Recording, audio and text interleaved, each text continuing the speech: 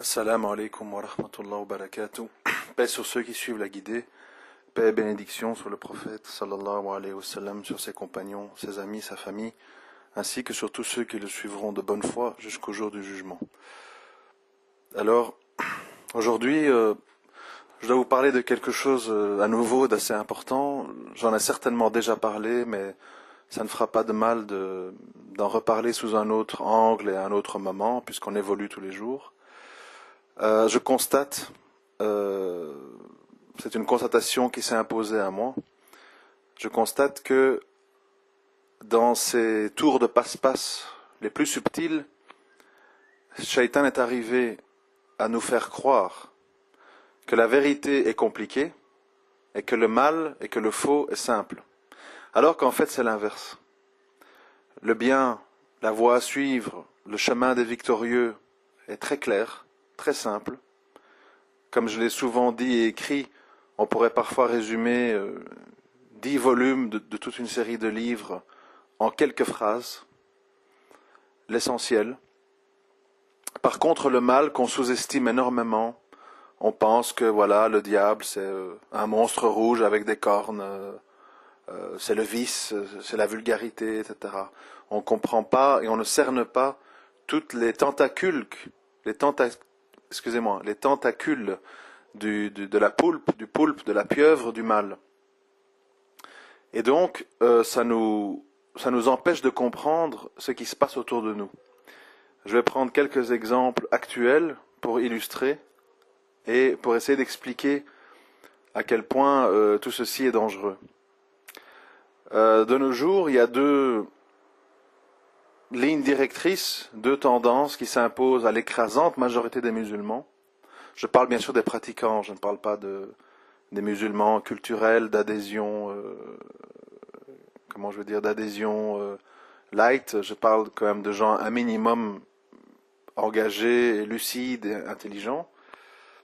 Il y a deux chemins qui sont pour moi deux routes d'égarement, mais qui fonctionnent très bien. La première, ça consiste à dire nous ne sommes pas en infraction en vivant en terre de mécréance. Finalement, on s'y trouve très bien. Dans la laïcité, nous n'avons jamais pu vivre notre islam de cette façon. C'est magnifique. Donc nous avons toutes les raisons du monde de vouloir nous établir ici, d'y rester et d'y prospérer.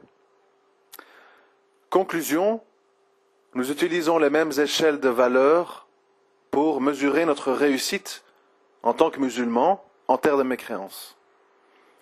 Pour illustrer ça, reprenons une nouvelle qui a été diffusée dans tout Facebook, tout Twitter, avec fierté, avec Allahu Akbar, avec Mashallah, etc., qui consiste à dire le lycée privé Averroès de Lille est le numéro 1 dans les classements pour le taux de réussite au bac.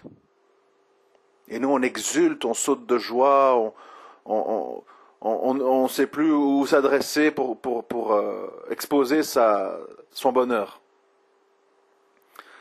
Quand on analyse ce phénomène froidement, sans émotion, sans barrage psychologique, de quoi on se rend compte?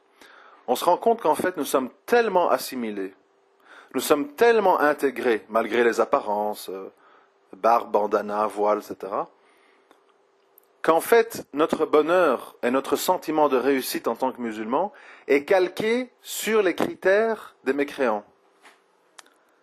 C'est-à-dire, j'ai mon bac, j'ai bac plus 5, je viens de me faire engager par Total Fina dans telle branche, je cachetonne à 3000 par mois, je me suis acheté un pavillon en banlieue parisienne, ma femme et moi avons chacun une voiture, nous amenons tous les samedis le petit à l'école privée d'arabe, coranique, etc. Donc en fait, on est dans tout un cheminement qui se construit sur une base fausse. C'est exactement comme si je vous dis, tiens, dans la rue, il y a des feuilles qui tombent, qui bouchent les égouts. Tiens, dans la rue, il y a des arbres qui ont des fleurs bleues et des fleurs roses. Je trouve que celui qui a des fleurs bleues est plus beau, moins beau, etc. Et on ne débat plus sur le fait de dire, est-ce qu'il était opportun de planter un arbre à cet endroit? C'est ça le piège. C'est un fait accompli. C'est-à-dire, il faut qu'il y ait un arbre dans cette rue, il faut qu'il y ait un arbre à cet endroit, et quelles que soient les conséquences, les branches sont polluées par les voitures, les feuilles bouchent les égouts, ça nous cache le soleil dans notre maison, il fait froid, etc. Il faut que cet arbre reste là. Et donc ça c'est une première manœuvre shaitanesque qui fonctionne très bien. Ça consiste à installer dans le cœur du musulman une impression de vie réussie ou ratée en fonction des critères non religieux. Alors on me dira, parce que le mal est toujours très compliqué et a toujours à redire, bien sûr, c'est pas simple, comme je l'ai expliqué, on vous dira, oui mais quoi, tu es contre les études, tu veux que tous les musulmans soient des SDF et qu'on soit en bas de l'échelle sociale, qu'on ne sera jamais respecté comme ça, quand on va voter, quand on va s'impliquer en politique, quand on aura des diplômes, quand on aura notre place dans le milieu socio-culturel, etc., on sera respecté, on nous écoutera et on va tenir compte de nous. Alors, moi je pose une question simple. Il y a, je crois, 5 millions de gens d'origine algérienne en France. Certains disent 6, d'autres 4, hein, bref. Quel est leur poids? Quel est le degré de respect vous pensez honnêtement, parce que vous avez bac plus 5, ça va tout changer? Ce qu'on ne vous dit pas, et que je vais vous dire, Inch'Allah, c'est ce que vous risquez à vouloir avoir bac plus 5. Et beaucoup de frères que je connais sont tombés dans le piège. Et ils pensent pouvoir jouer avec Shaitan, pouvoir faire des tours de passe-passe avec celui qui nous connaît beaucoup mieux, lui, que nous le connaissons, et qui connaît exactement nos faiblesses et nos leviers de fonctionnement. Nous pensons, et nous inculquons aux jeunes, c'est ça qui est pire, cette idée, qu'on peut tout à fait arpenter les lycées, les collèges, les écoles supérieures, les universités, pendant 14, 15, 16, 17 ans de nos vies, dont 10 ans après notre puberté, sans que tout ceci ait la moindre influence sur nous. La mixité, pas de problème. Tous mes copains ont petites copines, pas de problème. J'ai des profs francs-maçons, darwinistes, etc., pas de problème. Je suis forcé de prendre en référence certains auteurs, certains scientifiques qui sont contre l'islam, pas de problème. Je vais devoir faire des stages dans des entreprises où je dois cacher mon islam pour ne pas me faire griller, pas de problème. Je vais devoir postuler à des emplois en période de crise, où on est très sélectif, rien que sur le nom de famille, pour commencer, sans que tout ceci ait la moindre influence sur ma pratique de ma religion. Pas de problème.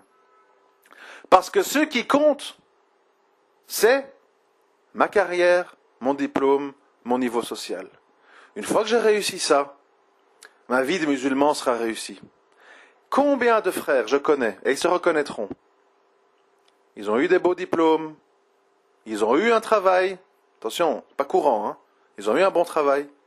Mais la question que je leur pose à eux, quand ils se regardent dans un miroir le matin, et j'ai pas besoin de les nommer, vous en êtes où dans votre islam? Vous consacrez combien de minutes par jour pour votre religion? Vous consacrez combien d'euros par jour pour votre religion? C'est ça la question à se poser. C'est bien beau d'être employé d'une grande boîte informatique, d'aller en costume cravate rasé de près et de dire je fais la méthode Tariq, on s'infiltre en douceur et dans 50 ans on imposera nos vues. Mais où en êtes-vous? Où en est votre femme? Où en est votre femme? Dans quelle tenue elle se balade en rue? Quelle est sa vie? Dans quel état sont vos enfants? Qu'est-ce qu'ils regardent à la télé? Qu'est-ce qu'ils mangent? Qu'est-ce qu'ils aiment? À quoi ils jouent? À quoi ils rêvent? Prenez une feuille de papier. Prenez-la, cette feuille de papier. Vous, les défenseurs des hautes études et de la vie en France sans problème. Et faites les comptes. Où j'en suis dans ma religion? Où en est ma femme? Où en sont mes enfants? Et où en sont mes proches? Qui fait quoi? Et dans quelle proportion? Et vous allez être très étonné de constater que, dans le meilleur des cas, votre implication dans votre religion est de l'ordre de l'anecdotique, marginal, faible. Et dans certains cas, au niveau de votre entourage proche, il a complètement disparu. Au mieux, il reste les dîners du soir après le ramadan et la volonté de faire avant de mourir son pèlerinage pour faire comme tout le monde.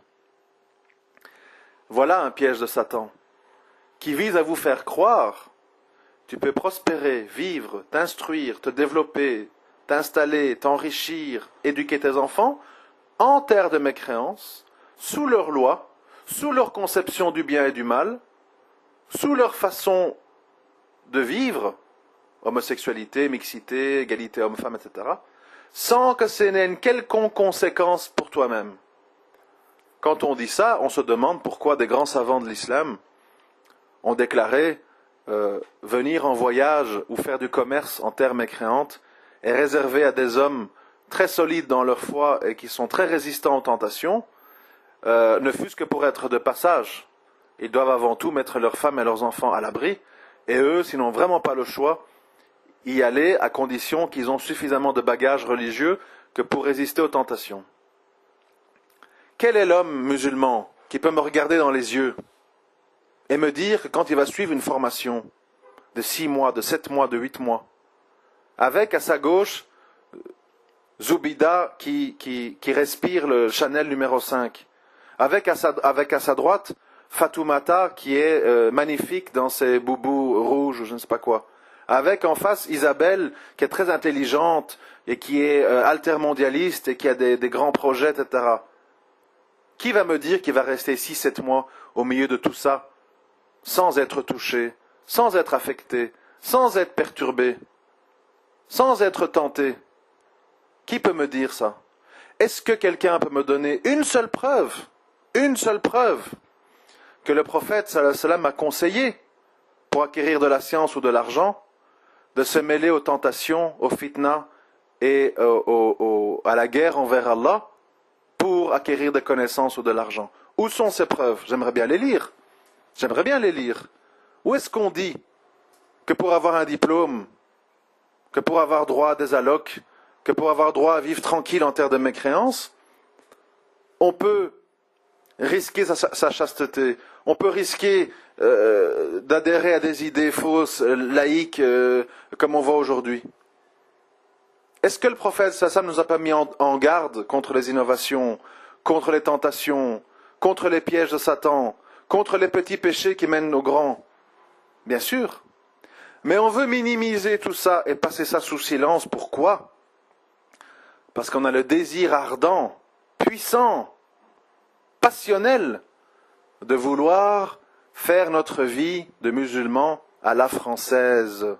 Et voilà pourquoi nous avons à la télé des apôtres de l'islam de France qui nous disent il faut voter, la maslaha, le moindre mal, il faut étudier, il faut ouvrir des écoles privées musulmanes, il faut s'intégrer, il faut jouer un rôle d'influence dans la société, il faut donner nos voix au candidat qui sera le plus, en tout cas le moins contre nous. On sait qu'ils sont tous contre nous, mais votons pour celui qui est le moins contre nous.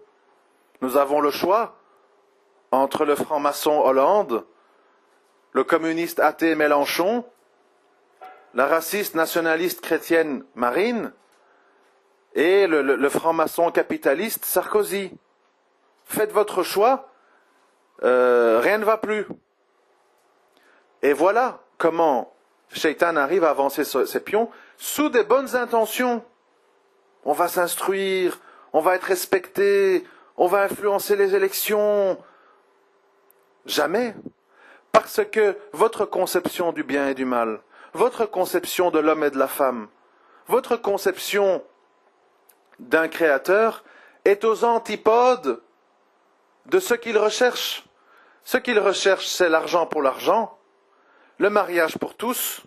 Il est interdit d'interdire, sauf l'islam, bien entendu, et vous voulez évoluer au milieu de tout ça, vous, votre femme et vos enfants, en pensant ne pas être affectés. Quand vous ouvrez la télé, islamiste, mera, truc, machin, niqab, halal, attention, réseau dormant, machin, vous allez dehors, monsieur, vous avez une barbe, vous êtes un terroriste, vous êtes un intégriste, expliquez-moi, vous me faites peur. Vous avez votre femme, madame, vos papiers, s'il vous plaît, truc, amende, prosélytisme, vous ne pouvez pas aller à l'école avec une jupe comme ça donne l'air d'eux, etc. Et vous voulez me dire à moi, en me regardant dans les yeux, que tout ceci n'a pas d'influence sur vous et n'a pas de conséquences? Restons sérieux. Parlons maintenant du deuxième chemin de Shaitan. Parce qu'il se dit, je ne pourrais pas attraper tout le monde par là, il va falloir développer une autre voie aussi pour ratisser large. Comme ça, mes filets vont revenir bien remplis de poissons. Le deuxième chemin est un chemin tout aussi dangereux, tout aussi mauvais, et qui est assez efficace aussi. Il consiste à dire la chose suivante.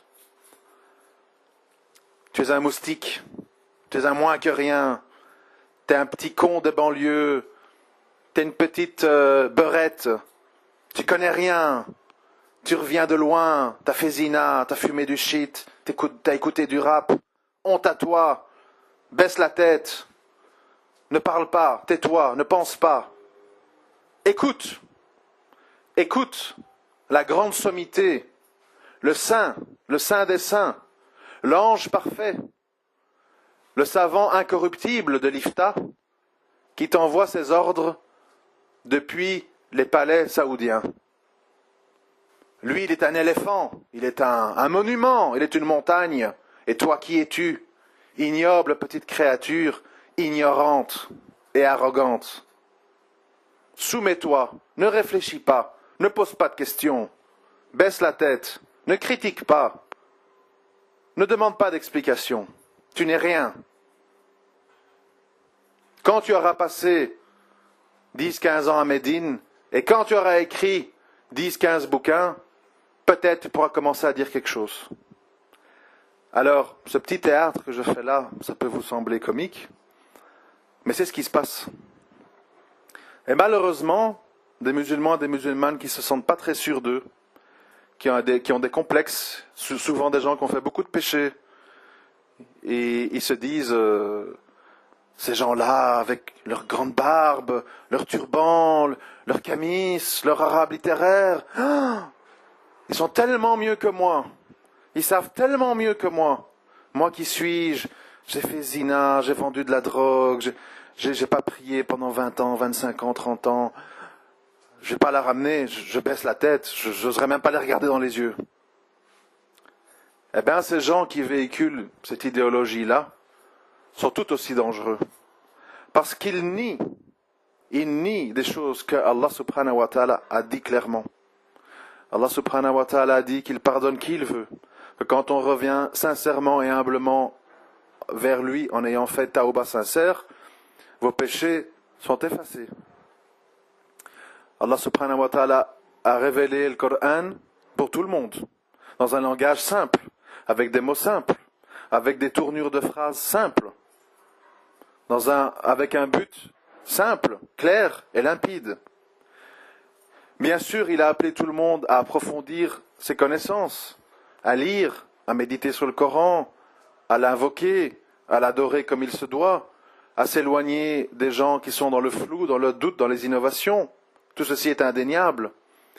Mais Allah nous a mis en garde. Il nous a dit que sur cette terre, il existe des insouciants, des égarés, des gens qui ont encouru sa colère, des gens qui sont hypocrites, des gens qui sont apostats, des gens qui sont croyants un jour, incroyants le lendemain, des gens qui sont soumis et des gens qui ont combattu fi sabilillah avec leurs biens et leurs personnes, qui sont au plus haut niveau du paradis, le Firdaus. Nous nous sommes bien informés que sur terre, l'être humain qui dort, qui mange, qui est malade, qui va aux toilettes, qui fait des péchés, le mal il est partout. Il ne s'arrête pas au palais saoudien. Il ne s'arrête pas à Téhéran. Il ne s'arrête pas dans les tariqas soufiyas. Le mal il est partout. Le shirk il est partout. L'hypocrisie elle est partout. et les gens sincères et les gens de bien, comme j'aime le répéter, est-ce que Isa alayhi salam est quelqu'un qui a passé 20 ans dans un monastère et qui a bac plus 15? Est-ce que le prophète sallallahu alayhi wa sallam était un grand érudit, un grand stratège qui a fait l'école d'Harvard avec une maîtrise à Cambridge? Non.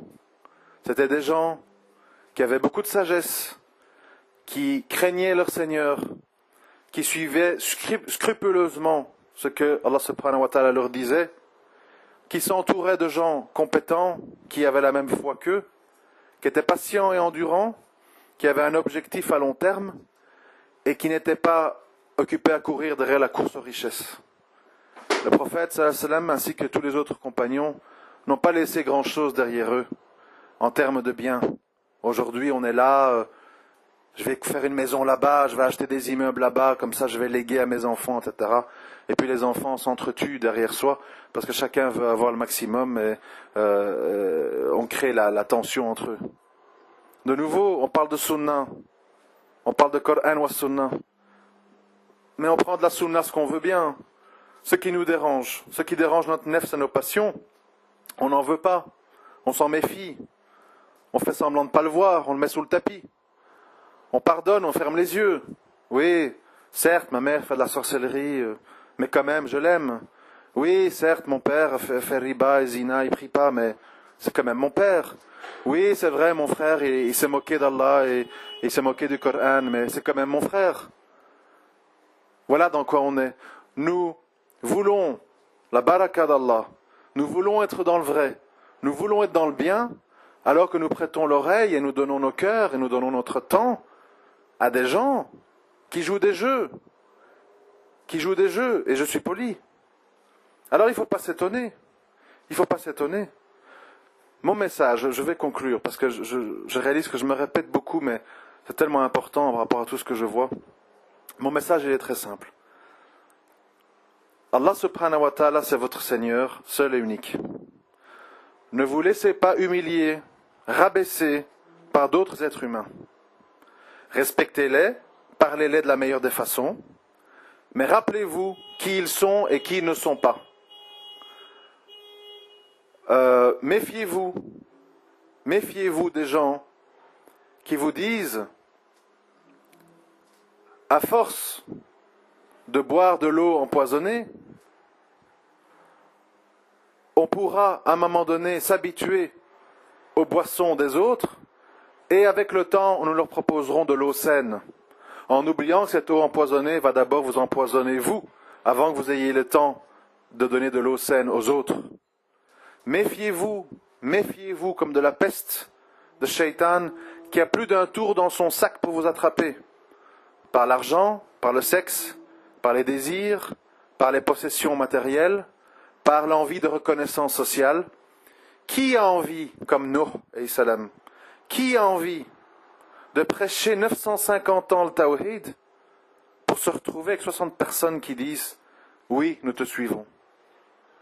Qui a envie de se retrouver le jour du jugement, comme certains prophètes, avec personne derrière lui? Vous voulez pas ça? Mais c'est peut-être le prix à payer pour rester fidèle à votre engagement. Qui veut avoir toute sa famille contre lui? Qui vous traite de fou? Qui vous traite d'intégriste? Qui vous traite de marginal? Qui vous traite de jusqu'au boutiste? Qui a envie de ça? Personne. Tout le monde a envie d'avoir papa et maman à son mariage. Tout le monde a envie de voir sa sœur et son frère qui font des you-you. Mais qui vous dit qu'ils vont vous suivre et que ce n'est pas vous qui allez les suivre?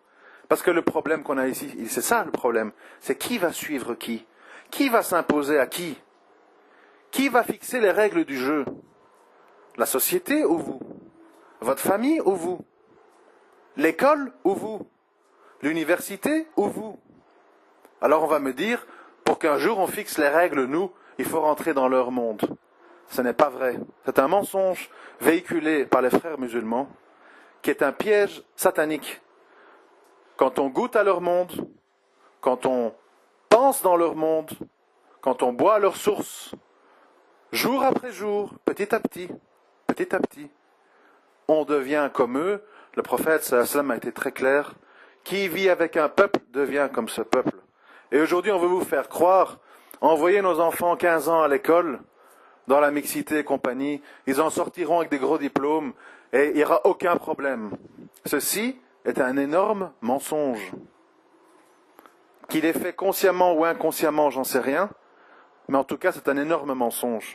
Et les musulmans lucides et intelligents doivent le comprendre. Oui, c'est vrai, la voie des monothéistes, la voie des musulmans soumis et repentis n'est pas facile. Je n'ai pas dit que c'était facile, c'est pas facile. On est très seul, on est très incompris, on est tout le temps critiqué, on est vu comme quelqu'un de bizarre par les gens. Ça fait partie du contrat, ça fait partie du jeu. C'est inévitable. Moi, tous les jours, je l'ai encore écrit, tous les jours qui passent, plus je m'affirme sur certains points, par rapport au nationalisme, par rapport au tribalisme, par rapport à la hijra, par rapport aux savants des palais, je perds des gens, oui, je perds des gens. Mais je ne perds que des gens. Et les gens, ce sont des gens. Moi, ce qui m'importe, ma priorité numéro 1, qui devrait être la vôtre aussi, Inch'Allah, c'est de dire, je n'ai pas envie de perdre Allah subhanahu wa ta'ala, parce que je vais me présenter devant lui seul le jour du jugement. Il n'y aura pas papa, il n'y aura pas mon meilleur copain, il n'y aura pas mon meilleur pote, il n'y aura pas mon ami d'enfance. Il n'y aura que moi devant Allah. Il n'y aura pas le savant du palais qui m'a envoyé des fatwas made in Arabia. Il ne sera pas là, lui. Il sera occupé à régler ses propres comptes. Il sera très occupé, il ne sait même pas qui vous êtes. Il n'y aura que vous devant Allah, et vous n'aurez pas d'excuses, parce que vous avez le Coran chez vous, vous avez les hadiths Bukhari disponibles partout. Vous saviez très bien que faire ou ne pas faire, de qui vous éloigner, à qui faire confiance ou pas, etc. Donc, ne commettez pas cet acte de faiblesse qui consiste à dire « je me cache derrière des savants », je me cache derrière la maslaha, je n'ai pas le choix, le moindre mal, etc. Cachez-vous plutôt à l'ombre d'Allah. Et pour être à l'ombre d'Allah et être préservé d'une chaleur étouffante au jour du jugement, il faut lui obéir du mieux que l'on peut et n'adorer que lui. Et prendre ses distances des êtres humains qui ne visent qu'à une chose, vous asservir à leur passion, à leur vision, à leur faiblesse, pour qu'eux se sentent moins seuls. Évidemment que quand quelqu'un il a envie de rester en France, et il a envie de travailler comme conseiller en placement à BNP Paribas, vous croyez qu'il a envie de vous voir, vous, partir faire la hijra et devenir agriculteur ou que sais-je? Évidemment que non. Les gens veulent toujours se sentir moins seuls en disant « mais non, fais comme moi, tu vas m'abandonner, je vais me retrouver tout seul, reste avec moi, fais comme moi ». Les gens ne veulent pas être tout seuls. Les gens ils préfèrent vous amener avec eux dans le feu plutôt que vous laisser vous sauver vous, parce que l'être humain est égoïste, égocentrique et opportuniste. Vous devez sauver votre peau. Et vous devez voir qui va vous aider dans ce chemin. Et vous éloigner de ceux qui vont vous entraver, même si c'est des proches. Je sais qu'on m'accuse de diviser des familles, mais je ne suis pas le premier. Le prophète, sallam, il suffit de voir la série Omar. J'ai vu jusqu'à présent les 10 premiers épisodes. Je n'ai vu que du désaveu du début à la fin. Je n'ai vu que des divisions. Je n'ai vu et entendu que des Quraysh qui disaient « Arrêtez, vous divisez les tribus, vous nous montez les uns contre les autres, vous nous affaiblissez, vous nous faites perdre notre honneur. » Les mêmes choses qu'on entend aujourd'hui. Eh bien oui, le chemin des monothéistes et des musulmans sincères, il est de suivre Allah envers et contre tout, avec politesse, avec bienséance, avec éducation, avec le juste milieu, mais le suivre et s'accrocher à la anse la plus solide. Je vous remercie de m'avoir écouté, j'espère avoir été compris. Assalamu alaikum wa rahmatullahi wa barakatuh.